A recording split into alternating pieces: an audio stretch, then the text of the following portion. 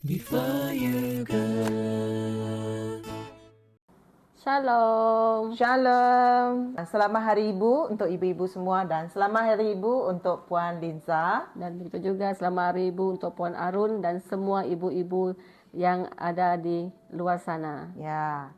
Okey, sempena Hari Ibu, kami akan berkongsi pengalaman sebagai seorang ibu yang bekerja, sebagai seorang ibu yang sebagai seorang isteri dan juga sebagai seorang pelayan Tuhan. Okey, jadi hari ini kami akan bincangkan berkenaan dengan firman Tuhan dalam Amsal 31 ayat 10, 11 dan 12. Bagi Puan Linza ya, kami akan berkongsikan pengalaman berdasarkan firman Tuhan ini. Itu ayat 10 katakan seorang isteri yang cakap, siapakah yang dapat mendapatkannya dan lebih berharga dari permata. Jadi ayat ke-11 dia katakan hati suaminya percaya kepadanya dan suaminya tidak akan kekurangan keuntungan. Ayat ke-12 ia berbuat baik kepada suaminya dan tidak berbuat jahat sepanjang umurnya. Nah, saya tengok Puan Linza adalah sebagai seorang pekerja, sebagai seorang ibu dan juga sebagai seorang pelayan Tuhan. Pastinya firman Tuhan ini pasti yang sangat memberi dampak ataupun memberi kesan bagi Puan Linza lah berkenaan dengan tajuk ini. Okey, bagi saya bekerja sebagai seorang pembantu pengurusan murid di sekolah. Di sana saya bukan menjaga anak saya, tapi saya menjaga anak dan amanah orang lain. Jadi sebagai seorang pembantu pengurusan murid yang menjaga budak-budak di asrama, satu pengalaman yang indah bagi saya dan merupakan satu tanggungjawab yang besar bagi saya. Saya menjaga 14 orang anak-anak yang tinggal di asrama pada masa ini, dan begitu juga saya telah meninggalkan anak-anak di rumah bersama dengan emak saya kerana saya sendiri bekerja, dan saya hanya pulang ke rumah dan menjaga mereka dan menjalani kehidupan sebagai seorang ibu hanya hujung minggu sahaja. Lepas tu pada pagi hari Isnin saya bekerja lagi, dan begitulah selama 20 tahun saya berkhidmat menjadi pembantu pengurusan murid, dan saya dengan suami saya juga berjauhan. Begitu juga kami perlu ada perasaan yang seperti mempercayai pasangan, mempercayai sesama, kerana kami selalu berjauhan. Kata orang jarak jauh lah kami punya perhubungan kami. Jadi yang menyatukan kami adalah kasih Tuhan. Kasih Tuhan melebihi segalanya. Dan saya bersyukurlah. Ya, pastinya satu Ya, pengalaman yang indah bagi saya. Inilah satu pengalaman yang mungkin orang lain tidak dapat rasai, yang itu saya rasai sepanjang 20 tahun ini. Ya, betul-betul. Jadi saya percaya itu satu pengalaman yang mungkin ada manis, mungkin ada pahitnya yang tidak semua orang ibu-ibu dapat rasakan lah. Pastinya ini satu pengalaman yang sukar, dan saya percaya ini bukan kekuatan daripada Puan Linza sendirilah untuk menjalani. Pastinya ada Tuhan yang menyertai, Tuhan yang memberi kekuatan lah. Nah, bagi saya secara pribadi itu pengalaman sebagai seorang pekerja dan juga pengalaman sebagai seorang ibu. Mungkin tidak semua orang menikmati pengalaman itulah. Hanya orang yang melalui itu mungkin dia akan paham bagaimana rasa dia, bagaimana perasaan kita. Sebagai seorang istri yang suaminya tidak selalu bersama dengan kita, pastinya sudah menjadi satu cabaran. Yang dituntut kita adalah kesetiaan kita kepada pasangan kita. Kita harus setia, dan dengan kesetiaan itu yang kita buktikan dengan suami ini, yang Amsa katakan suami dia yang percaya kepada kita. Jadi kita harus percaya kepada kesetiaan masing-masing untuk menjalankan tanggungjawab sebagai seorang istri dan juga sebagai seorang yang bekerja. Pastinya seperti Puan Linza kan, dia jauh daripada suami anak, dan disitulah Tuhan bekerja dan kesetiaan itu harus ada.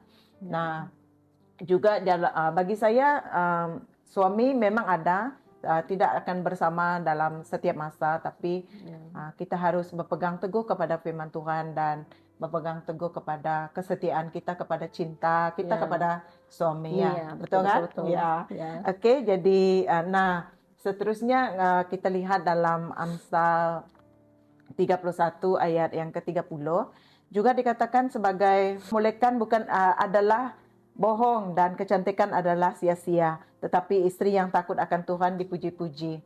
Ya, saya pasti firman Tuhan ini juga memberi kesan maupun memberi pandangan yang berbeza lah dengan saya dan juga Puan Linsa.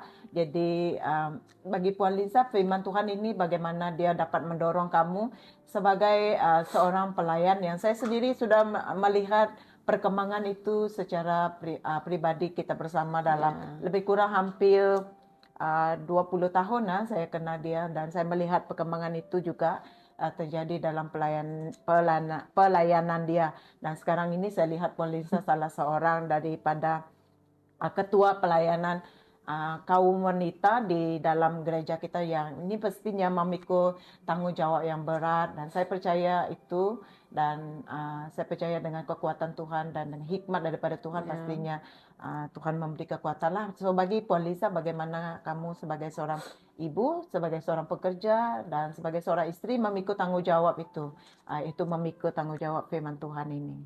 Oke, bagi saya sendirilah, kecantikan memang harus kita jaga, tapi sebenarnya kecantikan dari hati kita yang sejati dan hubungan kita dengan Tuhan itu yang paling kita jagalah, supaya hikmat itu, kebijaksanaan dari Tuhan, jadi kita dapat melakukan apa yang ingin kita lakukan dan apa yang kita rancangkan.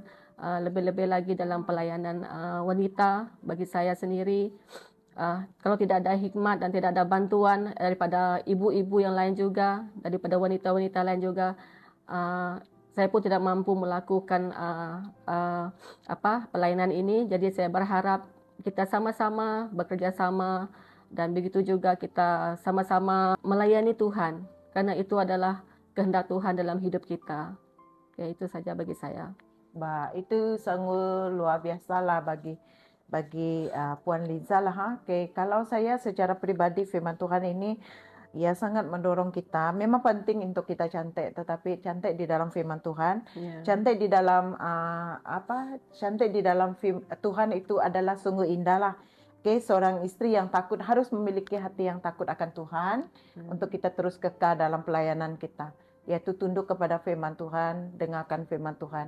Nah, tidak semua kita kuat dalam pelayanan, betul ya kan? Betul. Ada masanya di dalam pelayanan kita akan mengalami cabaran, godaan. Ya, pastinya dengan Tuhan kita mampu. Ya. Betul. Jadi Tuhanlah yang memberi kekuatan untuk kita. Nah, ketika kita mengalami ujian di dalam pelayanan, saya percaya ibu-ibu juga yang ada bersama dengan kita saat ini pasti juga dalam pelayanan juga mengalami ujian maupun cobaan maupun tentangan di dalam pelayanan. Saya percaya itu juga yang dihadapi oleh Puan Linsa dan semua kita. Jadi kekuatan Tuhan dan kemampuan dari Tuhan lah itu dah menjadi kekuatan bagi kita sebagai seorang wanita yang melayani Tuhan. Tak kira apapun pelayanan kita, semua itu bagi Tuhan itu sungguh indah. Bagi seorang yang melayani dengan sungguh-sungguh. Jadi ibu-ibu semua bersandar dan berharap kepada Tuhan di dalam pelayanan dan berpegang teguh kepada kekuatan Tuhan. Itu menjadi sandaran bagi saya dan juga bagi Puan Lisa juga. Betul kan? Dalam semua pelayanan itu pastinya ada baiknya yang Tuhan izinkan dalam hidup kita lah. Jadi mungkin saat ini kita mungkin saya sangat bergumul dalam pelayanan. Bagi Puan Lisa dalam pergumulan masalah dalam pelayanan, bagaimana Puan dapat menghadapi dia? Bagi saya sendiri, kita perlu berdoa dan minta pimpinan daripada Tuhan agar apa yang kita lakukan bukan karena kekuatan kita, tapi karena Tuhan yang memampukan kita untuk melakukan segala sesuatu di dalam kita melayani Tuhan. Ya, betul. Saya lihat Puan Lisa ini dari dia masih muda dan mungkin saat ini sudah saya tengok dia lah. Saya lihat dia daripada dia masih masih bujang sampai ke saat ini sudah ada anak dan anak dia sudah membesar.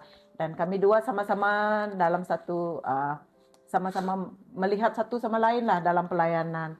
Ya, saya melihat dia juga. Jadi sekarang ini sudah sama-sama memiliki anak yang hampir lebih kurang, dan satu pengharapan bagi Puan dalam anak-anak, dalam mendorong mereka untuk melayani Tuhan. Apakah yang Puan boleh lakukan dan boleh kongsikan dengan ibu-ibu yang ada pada saat ini? Oke, bagi anak-anak muda terus melayani Tuhan selagi kamu masih masih boleh untuk melayani agar kehidupan kita terus dibaharui setiap hari, dan kita juga perlu Tuhan dalam hidup kita karena kita tahu banyak cabaran di luar sana. Saya juga pernah mengalami sebagai menjadi seorang pemuda-pemudi dahulu. Banyak cabaran yang kami hadapi, dan begitu juga saat ini pun banyak juga cabaran yang akan dihadapi bagi setiap pemuda-pemudi yang di luar sana. Bagi anak-anak, saya dorong agar kamu semua terus memberi hidup kamu kepada Tuhan, melayani Tuhan selagi kamu masih boleh melayani, dan jangan tinggalkan Tuhan dalam hidup Anda semua. Dan berharaplah, saya sebagai seorang ibu berharap agar semua anak-anak yang ada agar terus menghormati ibu bapa, kerana doa seorang ibu bapa itu besar kuasanya, dan juga adalah biar menjadi teladan bagi orang lain juga. Oke, itu saja daripada saya. Kita sebagai ibu lah, bagi saya secara pribadi, apa yang saya harapkan boleh terhadap anak-anak muda lah, terutama anak-anak. Boleh saya harapkan dari anak saya sendiri ya, sebagai seorang ibu, pasti saya mengharapkan anak saya boleh melayani, dan melayani dengan hati yang sungguh-sungguh. Karena hidup kita ini hanya satu kali sahaja. Satu kali saja untuk diberi peluang, bahkan diberi peluang untuk belajar satu kali, diberi peluang untuk menikah satu kali. Betul kan? Betul kan, Puan Lisa? Betul, Jadi pastinya dalam melayani juga harus melayani dengan sungguh-sungguh. Dan saya sangat mengharapkan anak-anak saya juga boleh melihat apa yang saya boleh lakukan bagi mereka. Saya tahu saya secara pribadi sangat banyak kekurangan yang ada dalam pribadi saya, tapi saya percaya kekurangan itu mereka boleh ambil sebagai batu loncatan untuk anak-anak saya terus maju dalam pelayanan mereka. Apa yang saya inginkan, mereka harus tunduk, belajar takut akan Tuhan. Jadi takut akan Tuhan itu adalah pemulaan hikmat bagi mereka, baik dalam pelayanan maupun di dalam karya mereka maupun di dalam masa-masa kehidupan mereka. Jadi takut akan Tuhan itu harus ada di dalam setiap hati anak-anak. Jadi bagaimana hidup di dalam takut akan Tuhan itu harus bermula daripada kita sebagai ibu bapa lah. Sebagai ibu ya, kita harus menjadi role model bagi mereka. So mungkin anak-anak lihat kita banyak yang kurang, tapi saya harap dengan ini apa kata orang, ambil yang jernih, buang yang keruh. Jadi saya harap dengan ini saya sangat mengharapkan anak-anak saya boleh meneruskan pelayanan mereka, dan juga anak-anak muda juga harus meneruskan pelayanan. Karena bagi saya kalianlah yang akan menjadi penerusnya. Dan kami sebagai, tidak boleh disebutkan sebagai mentor lah, namun kami coba usahakan untuk menjadi seorang yang boleh mendorong dalam pelayanan Anda. Dan juga bagi Puan Linsa dan saya harap juga ibu-ibu yang lain tuh juga boleh menjadi, jangan biarkan anak-anak kita melayani seorang diri. Oke, kita harus sama-sama. Betul kan, Puan Linsa? Kita harus sama-sama bawa anak kita melayani. Oke, jangan biarkan anak-anak kita berjalan sendiri. So, mereka juga perlukan, kadang-kadang anak-anak kita ni perlukan kita. Mereka perlu dorongan, kata-kata dorongan, bahkan mereka juga perlukan kasih sayang. Kadang-kadang anak-anak kita ketika mereka melayani, mereka ingin sekali melihat ibu bapa mereka, duduk bersama melihat mereka. Okay, jadi bagi saya, sebab ibu bapa saya bukan orang yang mengenal Tuhan, jadi kehadiran orang yang saya anggap ibu bapa itu adalah satu yang dapat menguatkan. Jadi bagi ibu-ibu yang mungkin anak-anak kamu melayani di gereja, tapi kita tidak hadir bersama. Ya. Jadi anak-anak kita akan rasa ya macam Kecewa. rasa kecewa ya. Jadi saya mendorong dan Agar ibu bapa turut bersertalah dengan ya anak-anak ke betul. gereja. Ya. Begitu juga anak-anak pun perlu berhadir bersama ibu bapa mereka ke gereja juga. Iya betul. Jadi kita harapkan anak-anak kita pasti harapkan kita hadir dalam mereka melayani. Terutama kalau kita lihat anak-anak kita yang masih dalam umur lingkaran yang mau remaja tuh, mula mereka untuk melayani. Mereka sangat perlukan kita untuk bantu mereka. Okay? Kalau anak saya secara pribadi, mereka sangat perlukan saya lah untuk macam mana untuk berdoa, bagaimana untuk interpret, bagaimana firman Tuhan ini. Jadi mereka tengok kita dengan hadirnya kita sebagai ibu, jadi kita boleh bantu mereka. Okay, kita boleh bagi tahu mereka bagaimana cara berdoa, apa yang patut dikeluarkan. Jadi itu bagi saya itu satu pengalaman yang tidak mungkin saya boleh lupakan. Ya, bagi saya mungkin saya tidak sekarang ini tidak sangat berada dalam barisan kepimpinan, tapi bagi saya tak boleh undur dari pelayanan saya. Sebab saya bukan melayani manusia, bukan melayani gereja, tapi niat saya adalah melayani Tuhan di dalam hidup saya. Karena saya di dalam celah-celah dosa, di dalam orang-orang yang tidak mengenal Tuhan, Tuhan ambil saya, Tuhan pilih saya untuk Dia, untuk menjadi alat Tuhan. Jadi saya bukan hidup saya sempurna, tidak sama sekali, masih ada yang sangat kurang dalam hidup kita kan. Tetapi kita harus belajar untuk memperbaiki diri. Seperti Rasul Paulus katakan, saya berusaha untuk berlari menuju tujuan. Itu yang harus kita pegang lah. Bagi ibu-ibu yang mungkin ya saya bukan seorang pelayan di gereja. Ya, saya juga berdiri di tempat Anda yang sekarang ini ya. Tetapi bagi saya melayani di gereja adalah satu bonus. Jadi kalau Anda dibagi peluang untuk melayani di gereja, memegang satu jawatan di gereja, bukan itu itu satu bonus Oke, satu bonus penghormatan yang besar. Penghormatan. Tapi kalau seperti saya tidak memegang apa-apa jawatan di itu, tapi bukan itu saya harus mengundur dalam Tuhan. Itu tetap melayani. Ya, tetap melayani. Apa yang kita boleh lakukan, kita lakukan apa yang kita boleh buat. Oke, melayani tujuan kita bukan untuk status, tetapi kita melayani untuk Tuhan.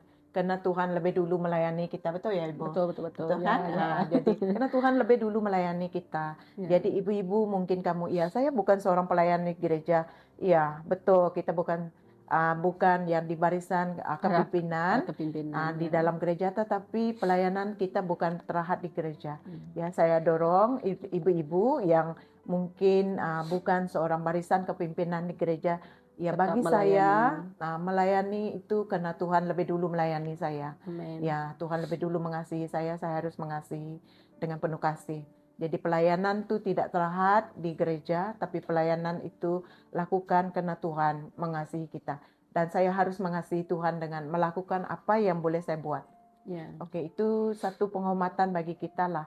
Oke, ibu-ibu, saya mendorong semua, harap apa yang kami kongsikan, sharekan dekat sini, memberi dorongan bagi semua ibu-ibu yang ada di luar sana ya. Bahkan ibu-ibu yang melihat kita pada hari ini, dan saya percaya ini menjadi kekuatan kita ya, semua ibu-ibu ya.